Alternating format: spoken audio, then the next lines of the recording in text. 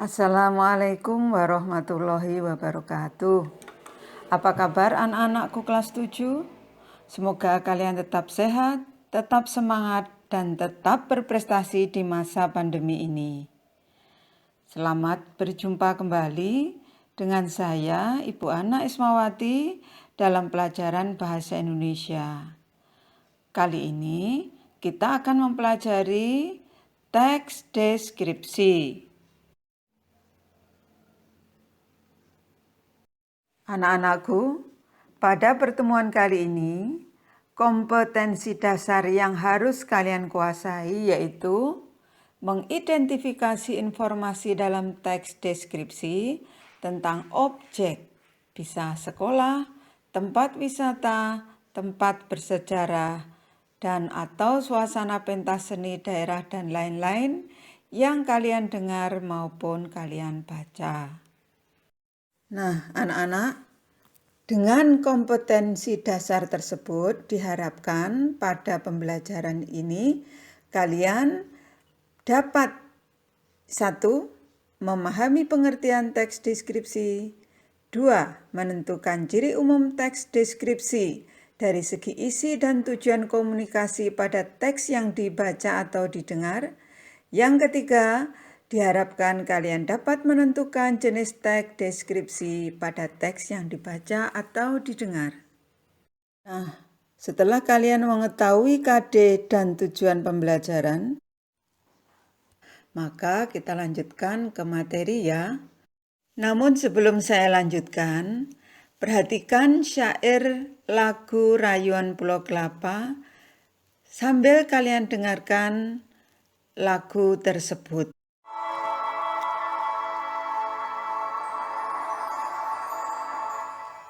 Tanah airku Indonesia,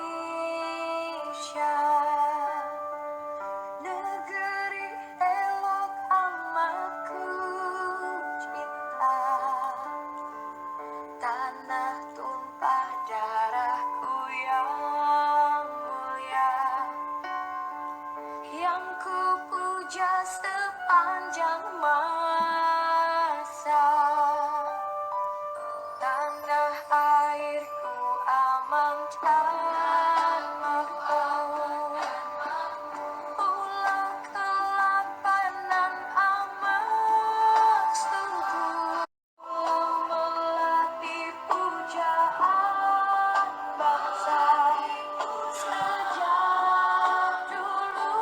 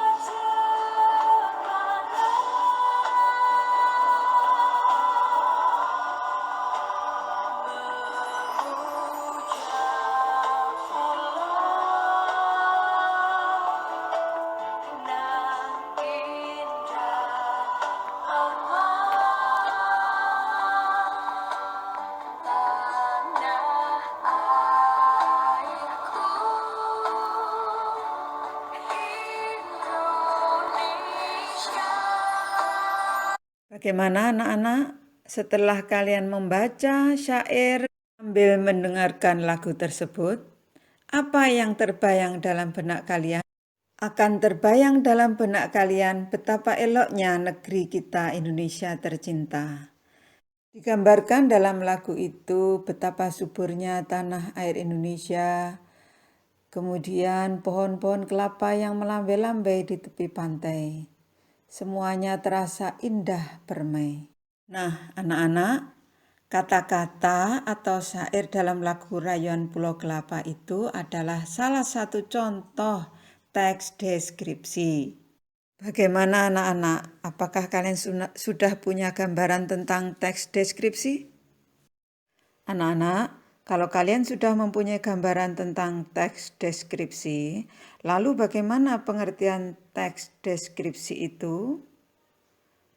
Adapun pengertian teks deskripsi, menurut Kamus Besar Bahasa Indonesia, teks deskripsi adalah pemaparan atau penggambaran dengan kata-kata secara jelas dan terperinci berupa uraian. Sedangkan menurut Priyatni dalam bukunya Desain Pembelajaran Bahasa Indonesia, teks deskripsi adalah teks yang memaparkan suatu objek, hal, atau keadaan sehingga pembaca seolah-olah mendengar, melihat, atau merasakan hal yang dipaparkan. Materi selanjutnya tentang ciri-ciri teks deskripsi. Apa ciri teks deskripsi dari segi tujuan dan objek yang dideskripsikan? Adapun ciri tujuan teks deskripsi adalah untuk menggambarkan objek dengan cara memerinci objek secara subjektif atau melukiskan kondisi objek dari sudut pandang penulis teks deskripsi.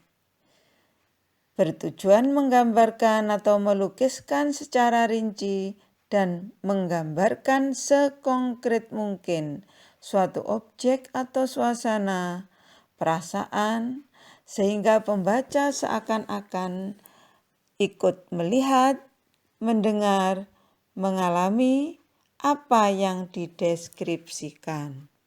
Sedangkan ciri berdasarkan objeknya adalah objek yang dibicarakan bersifat khusus atau objek tertentu yang kemungkinan berbeda dengan objek lain.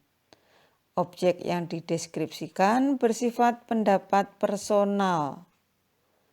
Ciri ini tergambar pada judul yang berisi objek pada konteks tertentu. Ciri dari segi tujuan dan dari segi objek telah kalian ketahui. Sekarang kita sampai ke ciri isi dari teks deskripsi. Ciri yang pertama, isi teks deskripsi diperinci menjadi rincian bagian-bagian objek. Ciri yang kedua, menggambarkan secara konkret. Misalnya, apabila kalian akan menggambarkan tempat wisata yang indah, akan dikonkretkan indahnya seperti apa. Menggambarkan ibu yang baik misalnya, ya harus dikonkretkan baiknya seperti apa. Dengan demikian, teks deskripsi akan banyak menggunakan kata khusus. Misalnya, warna dikhususkan pada kata hijau, biru toska atau oranye, dan sebagainya. Ciri yang ketiga, teks deskripsi bersifat personal dengan kandungan emosi, sehingga menggunakan kata-kata dengan emosi yang kuat. Misalnya, ombak menggempur, kemolekan pantai, atau ibuku yang tangguh. Pembahasan selanjutnya tentang tujuan teks deskripsi. Berdasarkan tujuannya, teks deskripsi dibagi menjadi dua macam, yaitu teks deskripsi sugestif dan teks deskripsi teknis atau ekspositoris. Deskripsi sugestif bertujuan menciptakan pengalaman kepada diri pembaca karena berkenalan langsung dengan objeknya. Sedangkan deskripsi teknis atau ekspositoris bertujuan memberi identifikasi dan informasi mengenai objek. Baiklah anak-anak, sekarang kita sampai kepada tujuan pembelajaran yang ketiga, yaitu tentang jenis teks deskripsi. Adapun jenis teks deskripsi ditinjau berdasarkan bentuknya ada dua macam, yaitu yang pertama teks deskripsi berdiri sendiri, Yang kedua, teks deskripsi bagian dari teks lain. Adapun pengertian teks deskripsi yang berdiri sendiri adalah teks yang mendeskripsikan benda atau manusia secara tersendiri dan bukan menjadi bagian dari teks yang lain. Sedangkan jenis teks yang kedua yaitu teks deskripsi yang terdapat pada bagian teks yang lain, misalnya dalam novel, iklan, cerpen, lagu, dan lain-lain. Teks deskripsi dalam novel tentang seorang tokoh akan dapat membantu penulis memberikan gambaran watak atau karakter tokoh.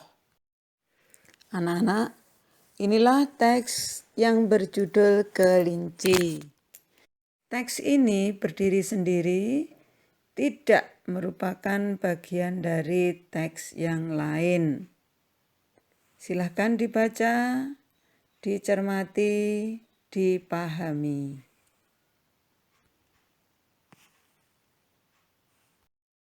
Anak-anak, berikut contoh teks deskripsi yang berjudul Ayah Panutanku. Ayahku bernama Abu Salman. Ayah berpostur sedang, berumur sekitar 54 tahun. Rambutnya putih beruban. Di dagunya terdapat bekas cukur jenggot putih. Kulit ayahku kuning langsat. Wajah ayah tipikal Batak dengan rahang yang kuat dan hidung mancung, tapi agak besar. Matanya hitam tajam dengan alis tebal. Sepintas ayahku seperti orang India. Meskipun kelihatannya mengerikan, ayahku orang yang sabar. Wajahnya teduh dan selalu tersenyum menghadapi masalah apapun. Ya, ayahku adalah orang yang paling sabar yang pernah aku kenal. Tidak pernah terlihat marah-marah atau membentak. Beliau selalu menunjukkan perasaannya lewat gerakan bermakna di wajahnya. Jika melihat anaknya membandel, ayah hanya menggeleng sambil berkata lirih untuk membujuknya. Tidak seperti orang Batak yang logatnya agak keras, ayahku sangat pendiam. Beliau yang irit kata lebih suka memberi contoh langsung kepada anaknya tanpa perlu menggurui. Bagai air yang mengalir tenang tetapi sangat dalam. Beliau adalah teladan bagi anak-anaknya. Anak-anak, teks tersebut berdiri sendiri, bukan merupakan bagian dari teks yang lain. Dalam teks tersebut digambarkan bagaimana perawakan maupun perwatakan ayah.